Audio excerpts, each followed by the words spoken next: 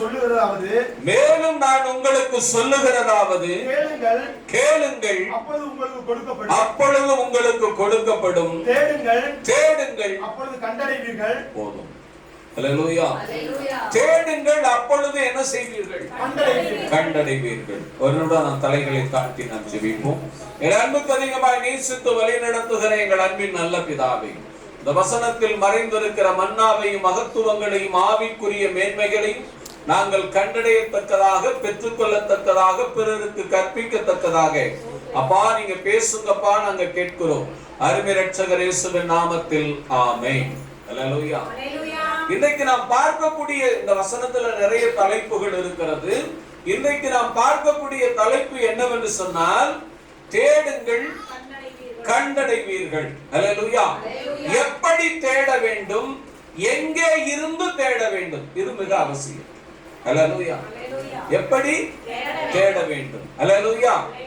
முதலாவது தேடுவதிலே என்ன இருக்க வேண்டும் என்று சொன்னால், வாசிக்கலாம். ஏசாயா தீர்க்கதரிசியின் புத்தகம் 34ஆம் அதிகாரம் 16வது வசனத்தை வாசிங்க. அவன் உயர்ந்த இடங்களில் 34:16 கர்த்தருடைய புஸ்தகத்திலே தேடி வாசியுங்கள். ஆமென். அல்லேலூயா. ஆண்டவர் சொல்றாரு, தேடுங்கள் அப்பொழுது கண்டடைவீர்கள். இன்றைக்கு உலகத்தில் இருந்து உலகத்திலே என்னென்ன காரியத்தையோ தேடுகிறார்கள். ஆனால் நீங்கள் என்ன செய்ய வேண்டும் என்று கர்த்தர் சொல்லுகிறார் என்றால், கர்த்தருடைய வேத புஸ்தகத்தை தேடி வாசிக்க வேண்டும். ஆமென்.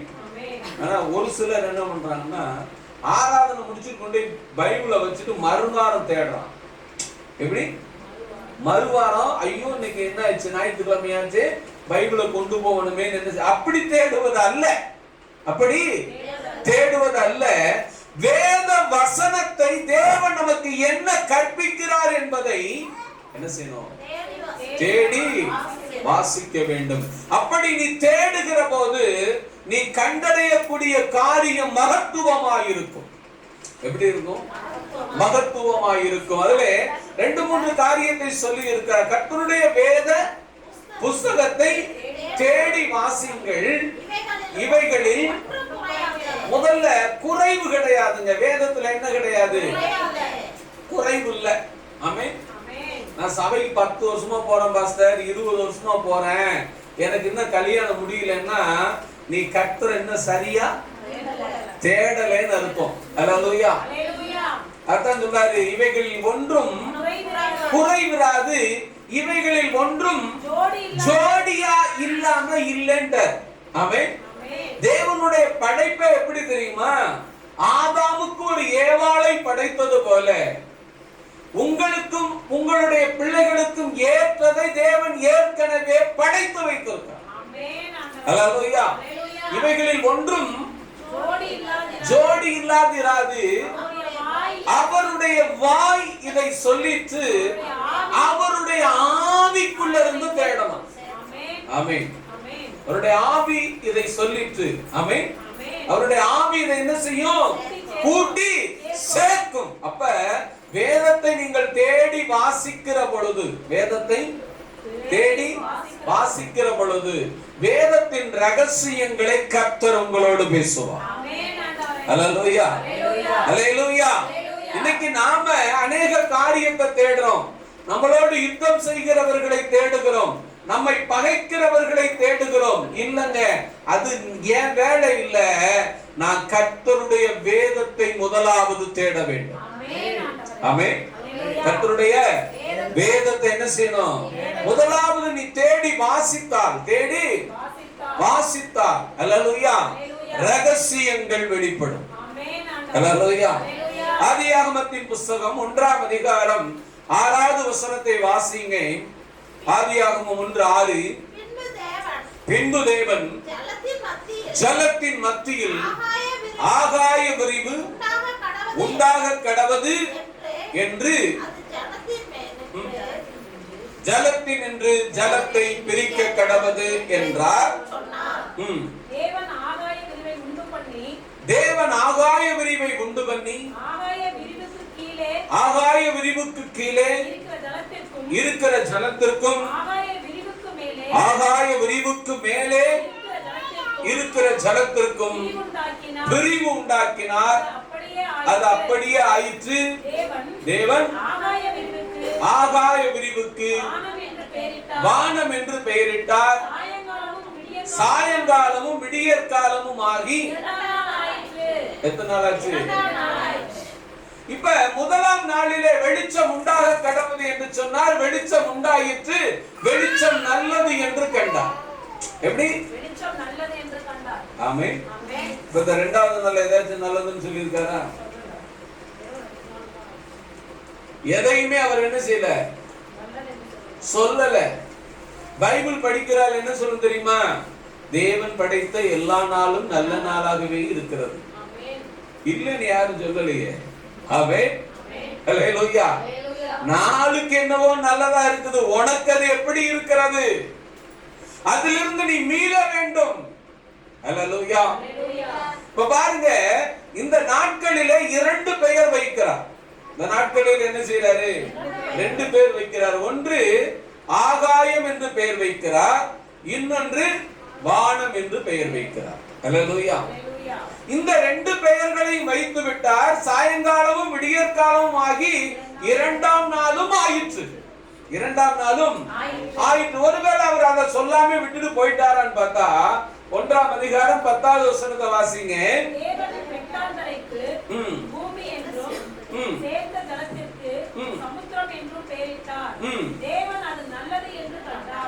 வெட்டாந்தரை தேவன் எப்படி பார்க்கிறாரு? அப்ப முதல்ல வெளிச்சத்தை நல்லது என்று கண்டார். வெட்டாந்தரையை உண்டாக்கி நான் நல்லது என்று சொன்னார். ஆனால் அவர் நல்லதுன்னு என்ன செய்யல, சொல்லல. நல்லதுன்னு சொல்லல. ஏன் சொல்லல? இதான் தேடி வாசிப்பது. வேதத்தை தேடி வாசிப்பது. நீங்கள் வாசித்துக் கொண்டே இருந்தால் தான் தேவன் பேசுவார். ஹல்லேலூயா. அநேக குடும்பங்கள் பிரிந்து போனது காரணம் என்ன தெரியுமாங்க?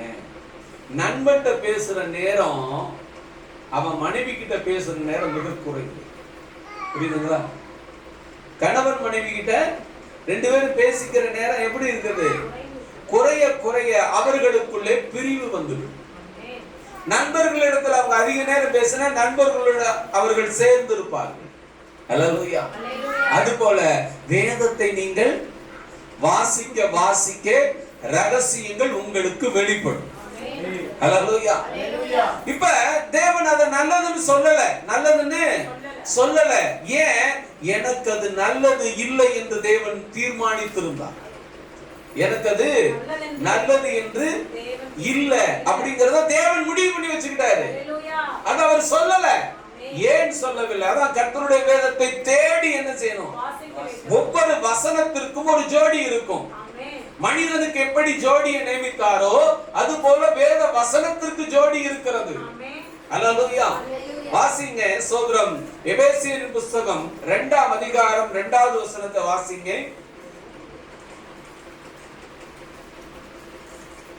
எபேசியரின் புத்தகம் 2ஆம் அதிகாரம் 2வது வசனம். ஒரு காலத்திலே இவ்வுலக வழக்கத்தின்படியும் கீழ்ப்படியாமின் பிள்ளைகளிடத்தில் இப்பொழுது கிரியை செய்கிற ஆகாயத்து அதிகார பிரபுவாகிய ஆவிக்கேற்றபடியாகவும். ஆமென். ஹல்லேலூயா. இந்த ஆகாயம்னு ஒரு பேர் வச்சார்ல,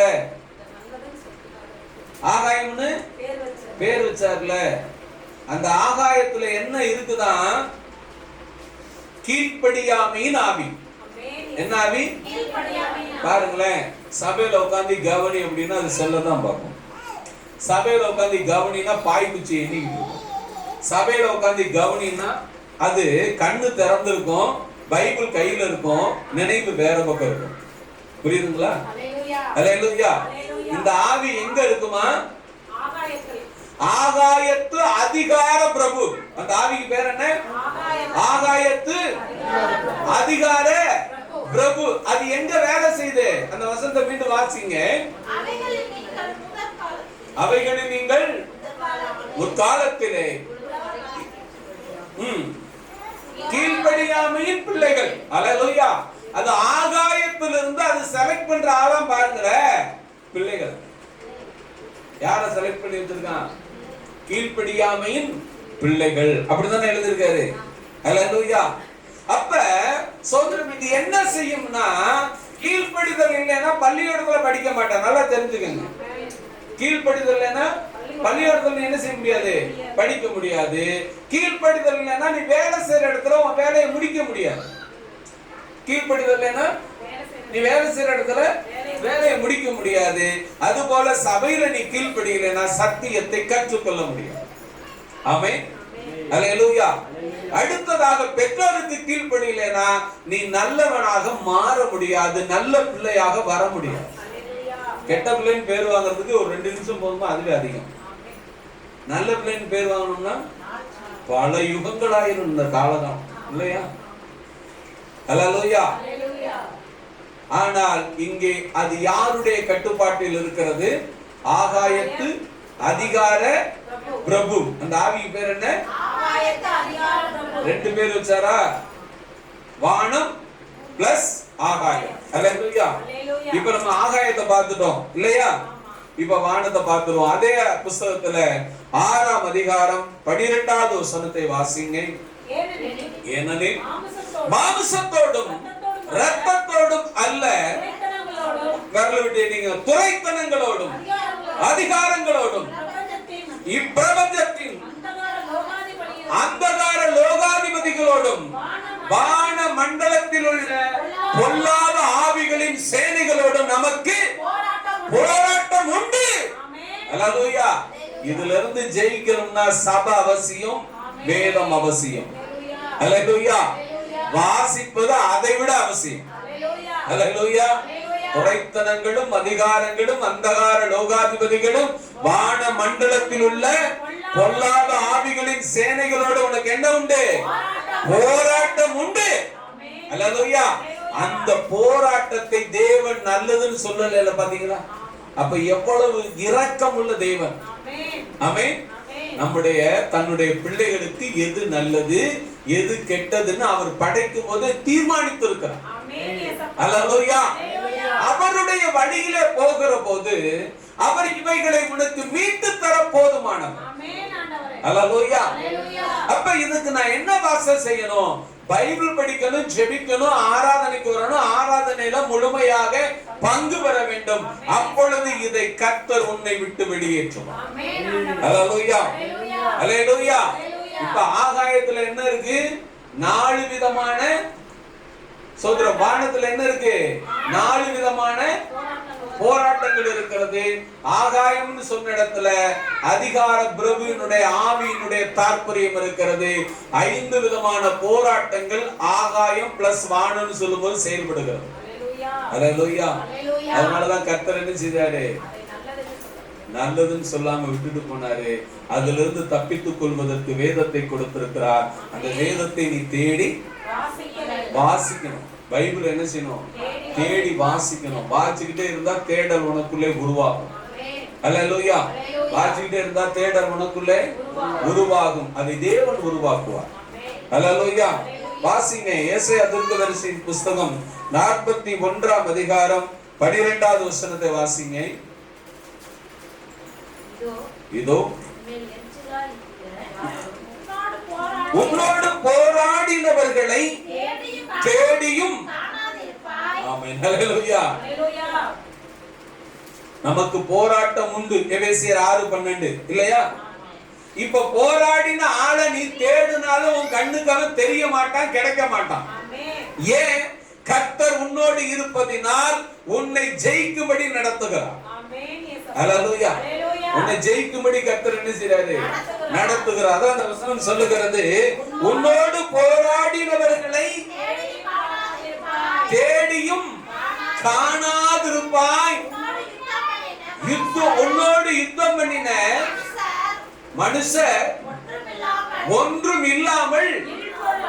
கரங்களை தட்டி கர்த்தருக்கு நன்றி சொல்லுவோம். அல்லேலூயா. வேதம் தெளிவாக சொல்லுகிறது, அது ஒரு பொருளா கூட இருக்க வாய்ப்பு இல்லப்பா. ஆமென். அது மனுஷன் தானே, போராட்டம் ஆவி தானே. ஆனா உன் பார்வையில உன் வாழ்க்கையில அது ஒரு நாள் இல் பொருளாக மாறி போகும். ஹல்லேலூயா. அப்ப கர்த்தருடைய சமூகத்தை என்ன செய்யணும்? தேடி வர வேண்டும். வேதத்தை என்ன செய்யணும்? தேடி வாசிக்கணும். இப்ப நான் சொன்னது வேதத்துல பைபிள்ல தானே இருக்கு. இல்ல யாராச்சும் எழுதி இருக்காங்க இந்த புக்ல போட்டுக்குன்னு சொன்னா, எந்த புக்கையும் நீ படிக்க வேண்டியது இல்ல. நீ வாசிக்க வேண்டிய புஸ்தகம் கர்த்தருடைய வேதம். ஹல்லேலூயா. இதுல இருந்து அறிவியல் இருக்கிறது, இதுல இருந்து மகிமை, இதுல எழுதப்படாதது ஒண்ணுமே கிடையாது. எல்லாம் இருக்கிறது, எல்லாம் இருக்கிறது. தேடினால் கிடைக்கும். தேடினா என்ன செய்யும்? கிடைக்கும். அதனாலதான் நாங்க பார்க்கிறோம் லூக்காவுல, சோத்திரம், தேடுகிறவர்கள் கண்டடைகிறார்கள். ஹல்லேலூயா. கர்த்தருடைய வேதத்தை நீ தேடினா ஜோடி இல்லாம இருக்காது. ஹல்லேலூயா. அவருடைய வாய் இதை சொல்லிட்டு அவருடைய ஆவிதான் என்ன செய்யணும்? அதை கூட்டி சேர்க்கணும். இப்ப கூட்டி சேர்க்கிறாரா? ஹல்லேலூயா. ஏன் அவர் சொல்லல என்பதை நீ தேடி பார்த்தால் இப்பதான் புரியுது அவர் ஏன் சொல்லலன்னா. அப்பாடா, அவர் நல்லதுன்னு சொல்லியிருந்தா அவன் மட்டும்தான் இருப்பான்னு இருக்க வாய்ப்பே. எப்படி? நல்லதுன்னு சொல்லியிருந்தா அவன் மட்டும்தான் இருப்பான், நீ இருக்க. ஏன்? அவனுடைய நோக்கமே உன்னோடு போர் தொடுப்பது. எப்படி? அவனுடைய நோக்கமே என்ன? உன்னோடு போர் தொடுப்பது. அவனுடைய வீரியம் என்ன? உன்னை அழிப்பது, உன்னை மேற்கொள்ளுவது, உன்னை இல் பொருளாய் மாற்றுவது. ஆண்டவர் அதுக்கு இடமே கொடுக்கல. கர்த்தர் என்ன செய்யல?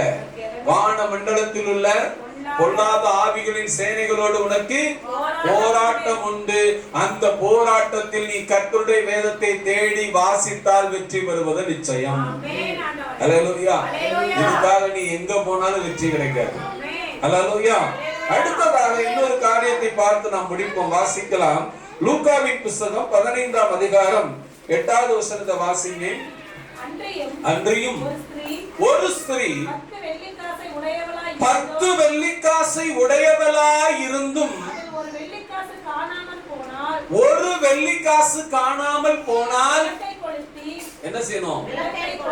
விளக்கை கொளுத்தி வீட்டை பெருக்கி அதை கண்டுபிடிக்கும் வரைக்கும் ஜாக்கிரதையாய் தேடாமல் இருப்பாளோ. பாருங்க, விளக்கு என்பது சபை, வெளிச்சம் என்பது பரிசுத்த ஆவியானவர்.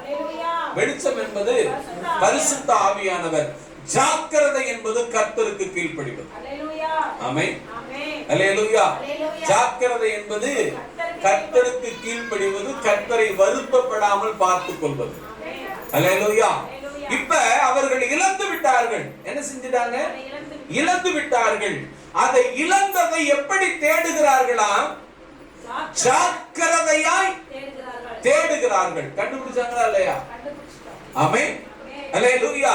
அப்ப சபையில இருந்து நீ தேடும் போதுதான் கிடைக்கும். சபையில இருப்பதற்கு ஃபவுண்டேஷன் என்ன தெரியுமா? கர்த்தருடைய வேதம் தான். கர்த்தருடைய வேதம் தான், வேற ஒண்ணுமே கிடையாது. வேற ஒண்ணுமே கிடையாது. அல்லேலூயா.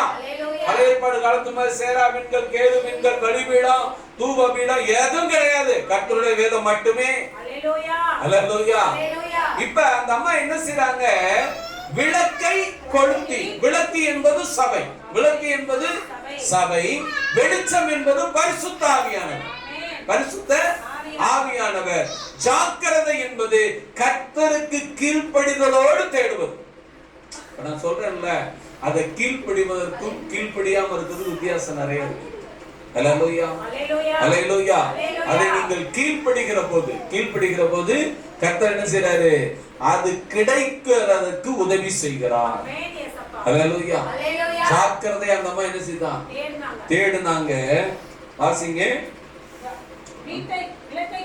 விளக்கை கொளுத்தி வீட்டை பெருக்கி அதை கண்டுபிடிக்கும் வரைக்கும் ஆமென். ஜாக்கிரதையா தேடணுமா? அல்லேலூயா. அல்லேலூயா. சோதரர், உங்க குடும்பத்திற்கு என்ன தேவையோ அதை கர்த்தருடைய நாமத்தினாலே நீங்கள் எப்படி தேடணும்? ஜாக்கிரதையா தேடினா கர்த்தர் உங்கள் வாழ்வாதாரத்தை மேம்படுத்துவார். அல்லேலூயா. உங்களை மகிழ்ச்சியிலே மேம்படுத்துவார், உங்களை ஆசீர்வாதத்திலே மேம்படுத்துவார், உங்களை விடுவிப்பதிலே மேம்படுத்துவார். அல்லேலூயா. அல்லேலூயா. அடுத்த வசனத்தை வாசிங்க. கண்டுபிடித்த பின்பு சிநேகிதர்களையும் அயல் வீட்டுக்காரிகளையும் கூட வரவழைத்து காணாமல் போன எப்படி கண்டுபிடிச்சேன்? காணாமல் போன வெள்ளிக்காசை கண்டுபிடித்தேன். என்னோடு கூட என்ன செய்யுங்க? நீ ஜாக்கிரதையா இருந்தால் உனக்கு பின்னே ஆத்துமாக்கள் நிச்சயம் வருவார்கள். அல்லேலூயா. வித்தியாசம் தெரியுதுங்களா? யார் யார் வர்றது? அயல் வீட்டுக்காரர்கள். உன்னை அறியாதவர்களும் உன்னை அறிந்தவர்களும் உனக்கு பின்னே கர்த்தர் சபைக்கு அழைப்பு கொண்டு வருவார். கரங்களை தட்டி கர்த்தருக்கு நன்றி சொல்வோம். அல்லேலூயா, அல்லேலூயா. இந்த ஜாக்கிரதை இல்லாம போனதுனாலதான், என்னல்ல, ஜாக்கிரதை இல்லாம போனதுனாலதான் நாமல் தடுமாறி கொண்டிருக்கிறோம். அல்லேலூயா. அந்த அம்மா என்ன செய்றாங்க? இழந்துட்டாங்க. ஆமென். என்னஞ்சிட்டாங்க? இழந்துட்டாங்க. அது இயல்பு. ஆனால் தேடுவதிலே அவர்கள் ஜாக்கிரதையா இருந்தார்கள், மீட்டுக் கொண்டார்கள். அல்லேலூயா. அப்ப முதலாவது வேதத்தை என்ன செய்யணும்? தேடி வாசிக்கணும். அல்லேலூயா. அப்பொழுது நீ கண்டடைய முடியும். உனக்கு சத்துரு யார் என்பதை கண்டடைய முடியும். அதுல எங்கே விடுதலை இருக்கிறது என்பதை கண்டடைய முடியும். அல்லேலூயா. கர்த்தர் சொல்றார், உன்னோடு போராடினவர்களை தேடியும் நீ காணாதிருப்பாய். அவர்கள் என்ன ஆயிட்டாங்க? இல் பொருள் ஆயிட்டாங்க. புதுசா இருக்குல்ல இந்த வார்த்தை பைபிள்ல. அல்லேலூயா. இல் பொருள் ஆனார்கள். அல்லேலூயா. அடுத்ததாக ஆண்டவர் சொல்றாரு, நீ ஜாக்கிரதையாய் தேடினார். எப்படி? விளக்கை கொளுத்தி. விளக்கு என்பது சபை, வெளிச்சம் என்பது பரிசுத்த ஆவியானவர், ஜாக்கிரதை என்பது அவரை துக்கப்படுத்தாமல் தேடுவது. அல்லேலூயா. சொல்லுங்க, 15 வருஷமா சபைக்கு போயிட்டு இருக்கேன், ஒண்ணுமே நடக்கல. இது அவரை துக்கப்படுத்துவது. இது அவரை துக்கப்படுத்துவது. அல்லேலூயா. நீ ஜாக்கிரதையாய் தேடிப்பார். நீ இல்ல, உன்னோடு கூட சந்தோஷப்படுகிற கூட்டம் உனக்கு பின்னே இருக்கிறது. இல்லைங்களா? சிநேகிதரையும் அயல் வீட்டுக்காரரையும் அவங்க என்ன செய்தாங்க? ரட்சிப்புக்குள் நடத்தி விட்டார்கள். அல்லேலூயா. அதுதான் வேதம் சொல்லுகிறது. வாசிங்க. கண்டுபிடித்த பின்பு சிநேகிதர்களையும் அயல் வீட்டுக்காரிகளையும் கூட வரவழைத்து காணாமல் போன வெள்ளிக்காசை கண்டுபிடித்தேன். என்னோடு கூட என்ன செய்யுங்க? சந்தோஷப்படுங்கள் என்பார்கள். அல்லேலூயா. அப்ப சந்தோஷத்தை அந்த இடத்திலே கொண்டு வந்து கொடுக்க கர்த்தரால் முடியும். உன் நிமித்தம் அநேகர் சந்தோஷப்படுவதற்கு கர்த்தர் வாய்ப்பை வைத்திருக்கிறார். அல்லேலூயா. நம்ம நினைச்சிட்டு இருக்கோம், யாருனாலே ஆச்சு நடந்துருமான்ல. ஒன்னாலதான் உன் வீட்டுக்கு சந்தோஷம் வரப்போகுது. அது இயேசுவால வரப்போகிறது. அல்லேலூயா, அல்லேலூயா. கடைசியாக ஒரு வசனத்தை வாசித்து நாம் முடிக்க போகிறோம். வாசிங்க. சூத்திரம். மீகாவின் புஸ்தகம் 4ஆம் அதிகாரம் 13வது வசனத்தை வாசிங்க. மீகா 4:13. சீயோன் குமாரத்தியே, சீயோன் குமாரத்தியே, நீ எழுந்து போராடி, நீ எழுந்து போராடி, போரடி, போரடி. நான் உன் கொம்புகளையும், நான் உன் கொம்புகளையும், இரும்பும் உன் குளம்புகளை வெண்கலமும் ஆக்குவேன், வெண்கலமும் ஆக்குவேன். நீ அநேக ஜனங்களை நொறுக்கி போடுவாய். அவர்கள் தேடி சேர்த்ததை நீ கர்த்தருக்கென்றும் அவர்களுடைய ஆஸ்தியை பூமிக்கெல்லாம் ஆண்டவராய் இருக்கிறவருக்கென்றும் நியமிப்பாய். கரங்களை தட்டி கர்த்தருக்கு நன்றி சொல்றோம். அல்லேலூயா. நீ சந்தோஷப்படுவது மாத்திரம் அல்ல, நீ ஆசீர்வாதத்தை நியமிக்கிற மனிதனாய் மாறுவாய். அல்லேலூயா. ஆசீர்வாதத்தை அப்படிதான் எழுதியிருக்கு. பூமியெல்லாம் ஆண்டவராய் இருக்கிறவருக்கு ஆஸ்தியை என்ன செய்வ? நியமிப்பாய். உன் ஆசீர்வாதம் நீ மதிப்பிடுகிறதா இருக்கும். நீங்க சொல்றாங்கல்ல, நான் வேலைக்கு கூப்பிடுறேன், சொல்லுவான், 500 ரூபாய் சம்பளம் தரேன் வரியா, 300 ரூபாய் சம்பளம் தரேன் வரியா, 1000 ரூபாய் சம்பளம் தரேன் வரியா. இல்ல, நீ சொல்லுவ 2000 கொடுத்தா வாரேன், இல்லாட்டி வரல. இதான் நியமிப்பு. புரியுதுங்களா? அல்லேலூயா. அப்படிப்பட்ட ஆசீர்வாதத்தை கர்த்தர் உன் கரத்திலே கொடுப்பார். அப்படிப்பட்ட ஆசீர்வாதத்தை தேவன் என்ன செய்வாரு? உன் கரத்திலே. உனக்கு மேன்மையாக இருக்கிற எவரும் இல்ல, நீரே மேன்மையான இடத்தில் இருக்கும்படி கர்த்தர் உன்னை உயர்த்துவார். அல்லேலூயா. எல்லோரும் முழங்கால் படியிடுவோம். கேட்ட வார்த்தைகளை சற்று நாம் சிந்தித்து பார்த்து நாம் ஜெபிக்க போகிறோம். முதலாவது சோதரம் என்ன தேட வேண்டுமா?